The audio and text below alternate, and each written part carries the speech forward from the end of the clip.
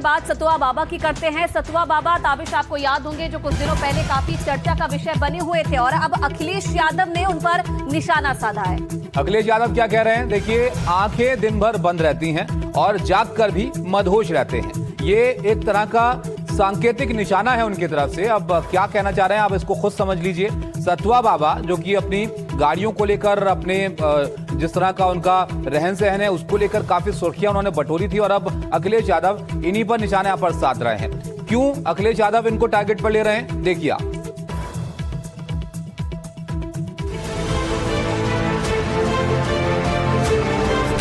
मुख्यमंत्री योगी आदित्यनाथ और अखिलेश यादव एक दूसरे के खिलाफ राजनीतिक वार पलटवार में कितने धुरंधर हैं, इसके प्रमाण आजकल लगातार दिख रहे हैं।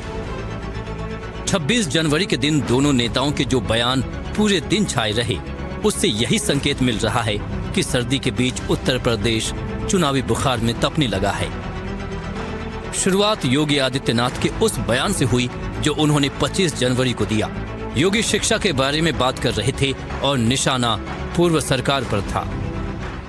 पिछली सरकारों ने ध्यान नहीं दिया क्योंकि वहां गरीब का बच्चा पढ़ता था और 12 बजे सो करके उठने वाले बबुआ को कहां फुर्सत थी कि उन गरीबों के बारे में सोच सके। उसको देश दुनिया की कोई जानकारी नहीं होगी, वो लेना भी नहीं चाहेगा। और परिणाम क्या होता था, उत्तर प्रदेश के नौजवान के सामने पहचान का संकट खड़ा होता था। उनको पता ही नहीं था कि बेसिक शिक्षा उनके समय में बंजर हो चुकी थी, माध्यमिक शिक्षा नकल का अड्डा बन चुकी थी और पहचान का संकट यहां के नौजवानों के सामने खड़ी होती थी। कुछ चंद माफिया यहां के नौजवानों के भविष्य के साथ खिलवाड़ करते थे। योगी को जवाब देते हुए अखिलेश ने एक्स पर लिखा, मुख्यमंत्री जी मंच पर अपने झूठ का प्रपंच न फैलाएं और शिक्षा में सुधार का असत्य राग न आलापें। किसी ने याद दिला दिया कि आपके शासनकाल में शिक्षक से लेकर शिक्षा मित्र तक आंदोलित रहे हैं और आप ही हैं जो स्कूल बंद कर रहे हैं, तो आप बगले झांकने लगेंगे। शुक्र मनाइए उस पीडीए पाठशाला आंदोलन का जिसके दबाव में आप पीछे हटने को बाध्य हुए और शिक्षा पटरी पर आई। शिक्षा भाजपा के एजेंडे में है ही नहीं, क्योंकि शिक्षित सवाल करता है और रूढ़िवादियों को उखाड़ फेंकता है।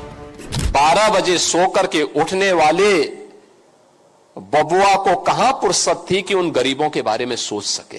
अगर ध्यान से देखोगे तो दिन भर आंखें बंद रहती हैं और जाकर भी मदहोश रहते हैं वो।